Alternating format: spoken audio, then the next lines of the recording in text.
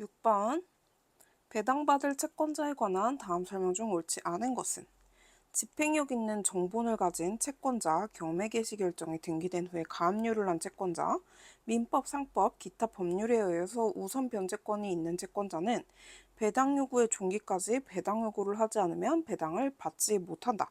그쵸? 이게 민법, 상법, 기타 법률에 의해서 우선 변제권이 있는 채권자하고 경매 개시 결정 등기, 여기 집행력 있는 정본을 가진 채권자, 뭐 이렇게 해가지고 문제가 조금 꼬여서 이번에 모의고사에서 나왔어요. 틀렸어요. 민법 상법에 기타 법률에 의해서 우선 변제 청구권이 있는 채권자까지는 오케이 였고, 그 다음에 부동산 위에 권리 신고를 하지 뭐 그런 거였던 것 같은데. 어쨌든 이게 뭐 말이 좀 꼬여가지고 꼬인 게 아니고 조금 추가돼서 나왔어요. 뭐가 하나가 빠졌어요. 그래가지고 제가 그 부분에서 이제 틀렸습니다. 어떤 식으로 문제가 변형돼서 나올지 모르니까 좀 잘 뜯어서 이해해야 되는 것 같아요. 첫 경매 개시 결정 전에 등기한 전세권자는 배당 요구를 한 경우에 매각으로 인하여 전세권이 소멸하기 때문에 배당을 받게 된다. 자, 경매 개시 결정이 있었어요. 근데 이 전에 등기한 전세권이 있었어요. 근데 얘가 배당을 요구를 했잖아요. 그러면은 그 매각으로 인해서 이때 전세권이 소멸을 해요. 소멸을 하고 배당을 받게 되는 거죠. 첫 경매 개시 결정 전에 등기한 전세권자는 보다 앞서는 저당권이나 가압류가 되어 있는 경우 저당권이나 가압류가 매각으로 인해서 소멸하는 결과 전세권 역시 소멸하기 때문에 배당을 받게 된다. 자, 경매 개시 결정에 전에 등기한 전세권자가 있어요. 그보다 앞서는 저당권 혹은 가압류, 얘가 소멸이 되기 때문에 얘도 소멸을 한다는 거죠. 그렇기 때문에 얘도 배당을 받게 되는 거예요. 자, 압류, 참가압류, 교부 청구를 한 국세, 지방세 등 공과금 채권자는 압류, 참가압류 등기가 첫 경매 개시 결정 전에 행하여진 경우 다시 별도의 교부 청구를 하지 않더라도 배당을 받는다. 그쵸? 이거는 은근히 자주 나오는 선지인 것 같아요. 첫 경매 개시 결정 전에 압류나 참가압류의 등기를 한 경우에 별도의 교부 청구를 하지 않더라도 배당을 받게 되는 거죠. 조세 채권자의 과세관청이 파산 신고 전에 체납 처분으로 부동산을 압류하고 이후 체납자가 파산 선고를 받은 경우 별채권 행사에 따른 부동산 경매 절차에서 채무자 및 회생 및 파산에 관한 법률에 따라 위 체납 처분에 배당할 금원은 채권자인 과세관청이 아닌 파산관제인이 받게 된다. 어제도 얘기했지만 조세 채권은 살짝 조금 독특한 면이 있잖아요. 자, 과세관청이 파산 선고 전에 체납 처분으로 압류를 했어요. 그 다음에 파산 선고를 받았어. 그러면은 부동산 경매 절차에서 채무자 및 파산에 관한 법률에 따라 체납 처분에 배당할 이 금원은 이제 이거를 과세관청이 받느냐 아니면 파산 관제인이 받느냐 하는 문제인데, 이거는 관청이 받습니다. 파산 선고가 되기 이전에 했었던 거니까 이거는 과세관청이 직접 받을 수가 있어요. 7번 물상대위권 행사에 관한 설명 중 옳지 않은 것은, 자, 근저당권자가 공탁금에 대해서 물상대위권 행사를 위한 압류를 하지 아니하고 일반 채권에 기해서 가압류만 하고 있던 중에 다른 채권자가 압류를 하게 되면 공탁관은 압류와 가압류의 경합을 사유로 하여 압류번에 사유 신고를 하게 되므로 그 이후에 근저당권자는 물상대위권 행사를 위한 압류나 배당 요구를 할 수 없으므로 근저당권자는 위 배당 절차에서 근저당권자가 아닌 단순한 가압류 채권자들과 가압류 채권자로서 다른 채권자들과 안분 배당을 받을 수 있을 뿐이다. 근저당권자가 있죠? 공탁금이 있었어요. 근데 물상대위권 행사를 위한 압류를 안 했어요. 일반 채권에 기한 가압류만 했어요. 근데 다른 채권자가 여기에 대해서 압류가 들어온 거예요. 그러면은 가압류랑 압류의 경합이 생기니까 당연히 공탁과는 사유신고를 하게 될 거고, 그러면은 그 이후에는 사유신고가 돼버렸으니까 물상대위권 행사를 위한 압류, 배당 요구 이런 걸 따로 할 수가 없는 거예요. 그래서 여기서는 더 이상 근저당권자, 물상대위권자가 아닌 그냥 가압류 채권자로서 다른 채권자들과 똑같이 안분배당을 받을 수밖에 없다는 거죠. 압류를 해야 돼요. 그러니까. 저당권에 기한 물상대위권을 갖는 채권자가 동시에 집행권한을 가지고 있으면서 집행권한에 의한 강제집행의 방법을 선택하여 채권의 압류 및 전무명령을 얻은 경우에는 비록 그가 물상대위권을 갖는 실체법상의 우선권자라 하더라도 압류가 경합된 상태에서 발부된 전부명령은 무효로 볼 수밖에 없다. 자, 저당권에 기한 물상대위권. 이거를 갖는 채권자가 집행권한을 가지고 있으면서 집행권한에 의한 이거의 강제집행 방법을 선택을 해가지고 채권의 압류 및 전부명령을 얻었어요.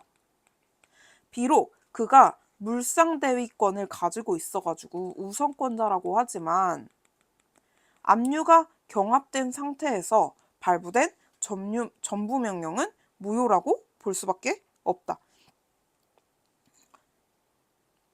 압류가 경합된 상태에서 발부된 전부명령은 무효죠. 아무리 우선권자라고 하더라도.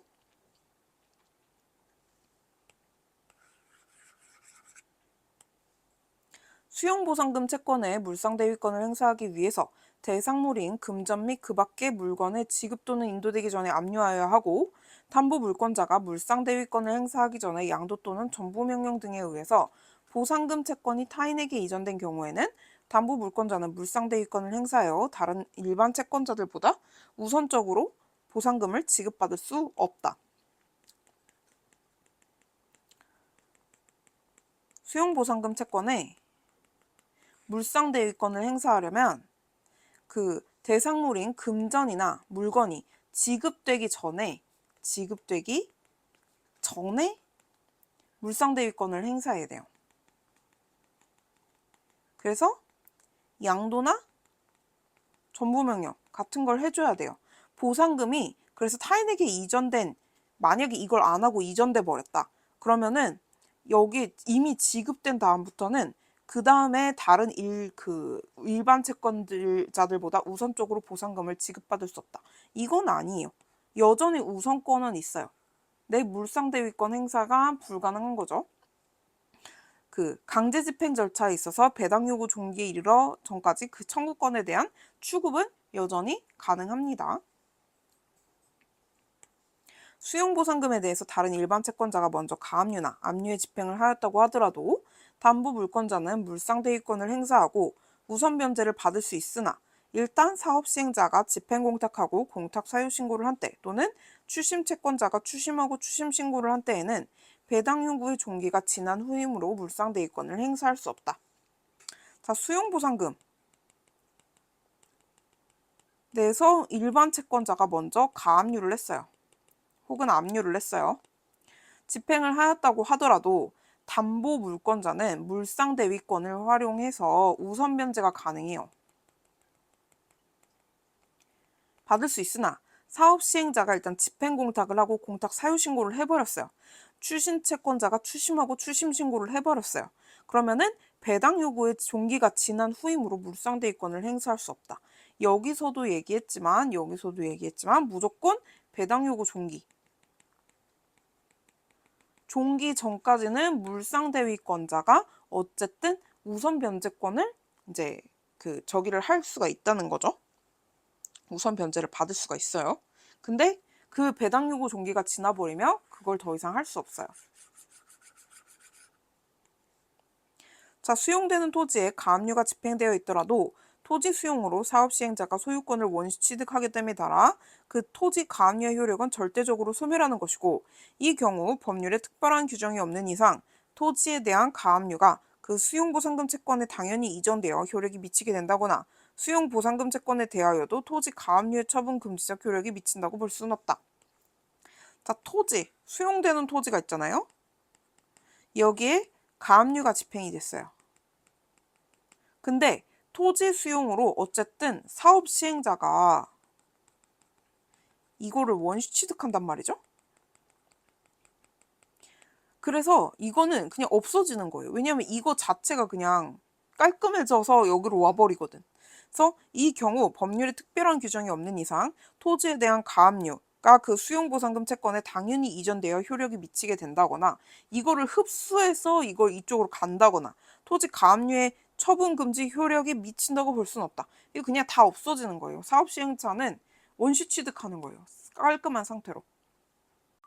자, 경매 개시 결정에 관한 설명 중 옳지 않은 것은, 경매 개시 결정은 채무자에게 고지되어야만 효력이 생기고 경매 개시 결정의 고지 없이는 유효하게 경매 절차를 속행할 수 없다. 당연한 얘기죠. 채무자한테 얘기해야죠. 경매 절차 개시됐다고. 집행 절차의 법적 안정성을 보장할 목적으로 부동산에 관하여 집행 개시 결정 등기가 된 뒤에 비로소 부동산의 점유를 이전받거나 피담보 채권을 발생해서 유치권을 취득한 경우에는 경매 절차의 매수인에 대해서 유치권을 행사할 수 없다. 자, 부동산에 대해서 경매 개시 결정 된 뒤에 비로소 부동산 점유를 이전받았어요. 혹은 피담보 채권이 발생을 했어요. 이것 때문에 유치권이 발생을 했어요.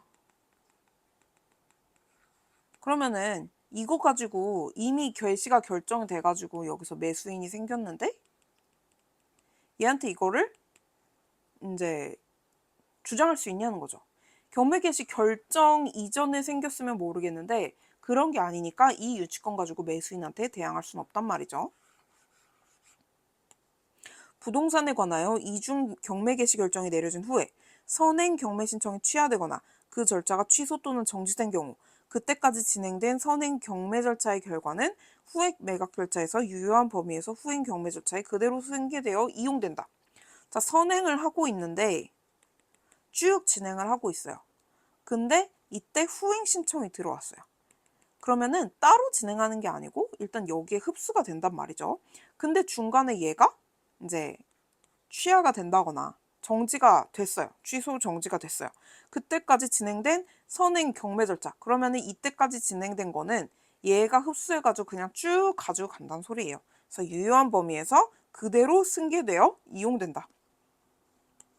체납 처분 압류가 되어 있는 부동산에 대해서 경매 절차가 개시되기 전에 민사 유치권을 취득한 유치권자는 매수인에게 유치권을 행사할 수 없다. 자, 체납 처분 압류가 되어 있죠. 부동산에 대해서 경매 절차가 개시되기 전에 이때 민사 유치권을 획득했어요. 근데 얘는 그러면은 경매 절차의 매수인에게, 이 매수인에게 지금 대항할 수 있냐는 말이죠. 그래서 근데 이거는 독특한다고 얘기했던 체납 처분이잖아요. 그쵸? 과세관청. 그러다 보니까 이거는 행사할 수 있습니다. 세금이 의외로 좀 빡빡하게 막 굴지 않아요. 일단 줄 돈 먼저 다 주고 막 약간 이런 느낌이 좀 있어요. 경매로 인한 압류의 효력이 발생하기 전에 유치권을 취득한 경우 유치권 취득 시기가 근저당권 설정 후라거나 유치권 취득 전에 설정된 근저당권에 기하여 경매 절차가 개시되었더라도 유치권으로 경매 절차의 매수인에게 대항할 수 있다. 자, 압류 효력이 경매 압류 효력이 발생하기 전에 유치권을 취득을 했어요. 유치권 취득 시기가 근저당권 설정 후라거나 유치권 취득 전에 설정된 근저당권에 기해서 압류가 개시됐다거나 라고 하더라도 유치권이 경매 이 압류 효력이 발생하기 전에 유치권이 먼저 발생을 했으면 이제 대항할 수 있다는 거죠. 자, 압류 명령의 효력에 관한 다음 설명 중 옳지 않은 것은 채권에 대한 압류가 행하여지면 효력으로 채무자나 제3채무자가 대항된 채권 그 자체를 처분하더라도 채권자에게 대항하지 못하므로 차임채권을 압류하였는데 그 후 임대차가 종료하여 차임채권이 불법행위로 인한 손해배상 채권으로 바뀐 경우에도 압류의 효력은 유지된다. 자, 채권의 압류가 행해지면 효력으로 채무자나 제3채무자가 압류된 채권 그 자체를 처분하더라도 채권자에게 대항하지 못한다 라는데, 자, 차임채권이 압류됐어요. 그 후 근데 임대차가 종료가 됐어요. 그래가지고 차임채권이 지금 불법행위에 기한 손해배상 채권으로 바뀌었단 말이죠. 그러면 이 압류의 효력이 여기에도 미치냐라는 건데, 일단 임대차가 종료했잖아요. 그러니까 계약관계가 종료가 됐잖아요. 계약관계가 바뀌면 이 채권은 당연히 채권관계도 종료돼가지고 이거는 압류의 효력이 그대로 유지된다고 할 수 없어요.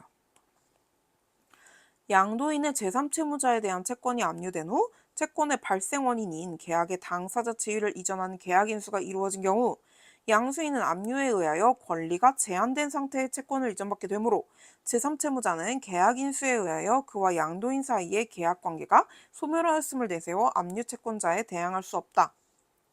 자, 양도인이 있고 양도인이 있으면 양수인이 있겠죠? 그리고 양도인의 제3채무자가 있었어요. 양도인의 제3채무자에 대한 채권이 압류됐어요. 그리고 채권의 발생 원인, 이 채권의 발생 원인인 계약의 당사자 지위를 이전하는 계약 인수가 이루어졌어요. 그러면은 이 양수인이 계약 인수를 한 거겠죠?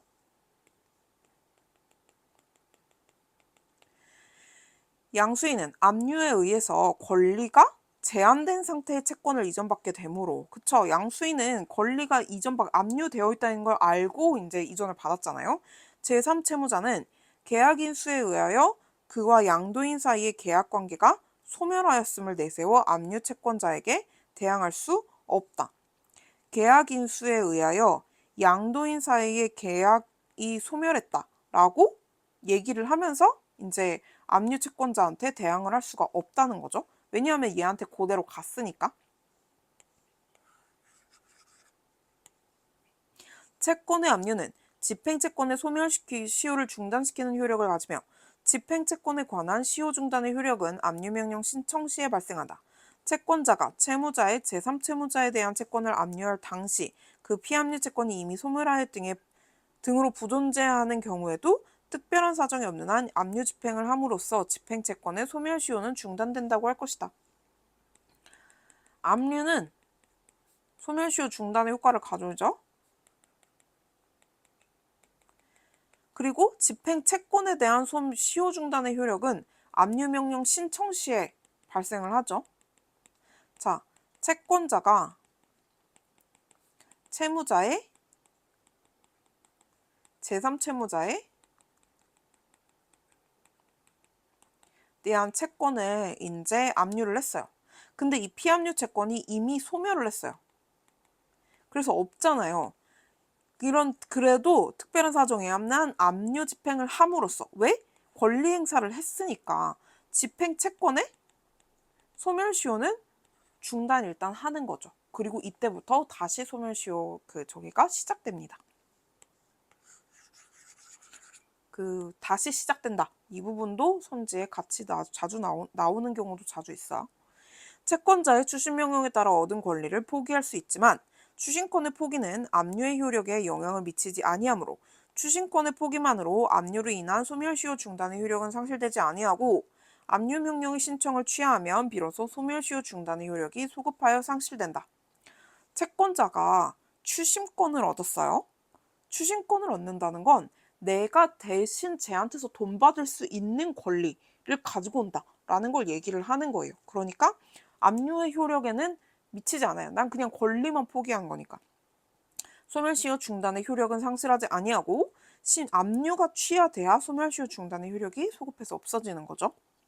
압류의 효력은 소극적으로 압류된 채권의 처분 행위를 금지하는 것일 뿐이므로 압류된 채권의 소멸시효는 압류만으로 중단되지 아니한다. 채무자의 제3채무자에 대한 채권에 관하여 압류 및 추심 명령을 받아 결정이 제3채무자에게 송달되었다면 채무자의 제3채무자에 대한 채권에 대한 소정의 중단 사유 최고로서의 효력은 인정된다. 이거 겁나 헷갈리지 않나요?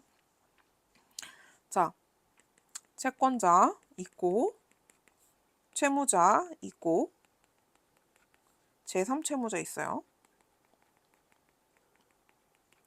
근데 압류된 채권의 그 처분 금지. 야, 얘네 너네들 저기 채권에 아무것도 하지 마. 라고 소멸시효 근데 그 처분 행위를 금지하는 것일 뿐이므로 채권의 소멸시효는 압류만으로 중단되지 않는다. 압류된 채권의 소멸시효는 이 채권 말하는 거예요. 다만 채무자의 제3채무자에 대한 채권에 관하여 압류 및 추심 명령을 받아 결정이 제3채무자에게 송달되었다면 자, 제3채무자한테 송달이 됐어요. 거기에 채무자의 제3채무자에 대한 채권에 대한 민법은 소멸시효 중단 사유인 최고로서의 효력은 인정이 된다는 거죠. 자, 배당 요구 종기 결정 및 공고에 관한 설명 중 옳지 않은 것은 배당 요구의 종기가 정해지면 경매 개시 결정 전에 등기된 최선순위 채권자에게 배당 요구의 종기를 고지하여야 한다. 당연하죠. 경매 개시 결정 전에 등기된 최선순위 전세권자는 배당 요구를 해야 되는 사람이잖아요. 그러니까 배당 요구의 종기를 고지를 해야죠. 배당 요구 종기 결정 및 공고는 경매 개시 결정에 따른 압류의 효력이 생긴 때부터 1주 이내에 하여야 한다. 이것도 맞는 말이고요. 소유권 이전에 관한 가등기가 되어 있는 부동산에 대해서 경매 개시 결정이 있는 경우에 법원은 가등기 권리자에 대해서 가등기 담보 가등기 때에는 내용 및 채권의 전부 원인 및 담보 가등기가 아닌 경우에는 그 내용에 법원에 신고할 것을 적당한 기간을 정하여 최고하여야 한다. 그쵸? 소유권 이전에 관해서 가등기가 되어 있어요. 근데 이게 담보 가등기인지 아닌지 이거를 그 등기부만 보고는 확실히 알 수가 없단 말이에요. 그래가지고 법원이 너 뭔지 확실히 신고해 라고 해가지고 적당한 기간을 정해서 이제 얘한테 얘기를 해줘야 된다는 거죠. 이미 배당 요구 또는 채권 시고를 한 자에 대해서도 배당 요구의 종기를 연기한 경우 다시 고지 및 최고를 하여야 한다. 아니죠. 배당 요구, 채권 신고 했어요. 배당 요구 종기가 이때였는데 어쩌다 보니까 뭐 이러이러한 사유로 이제 밀렸어. 그러면은 얘네가 이걸 다시 해야 되냐는 거죠. 아니죠. 필요 없죠. 그냥 신고를 했으니까 절차는 그냥 뒤로 밀렸을 뿐이니까 이 영향은 효력은 그대로 가는 거죠. 법원 사무관 등 첫 경매 개시 등기 결정 전에 등기된 가압류 채권자 및 저당권 전세권 그 밖에 우선 편제 청구권으로서 첫 경매 개시 결정 전에 등기되었고 매각으로 소멸하는 것을 가진 채권자 및 조세 그 밖에 공과금을 주관하는 공공비용에 대해서 채권의 유무, 원인 및 액수, 배당 요구의 종기까지 법원에 신고하도록 최고내야 한다. 자, 법원 사무관 경매 개시 결정 등기 전에 등기된 가압류 채권자, 저당권, 전세권, 그 우선 변제 청구권, 그리고 매각으로 소멸하는 것을 가진 채권자 및 조세, 그 밖에 공과금을 주관하는 공공기관에 대해서 채권의 유무, 원인, 액수 이런 거를 배당 요구 종기까지 법원에 신고해. 그래야 너네 배당받을 수 있어. 라고 얘기를 해줘야겠죠? 얘네들한테.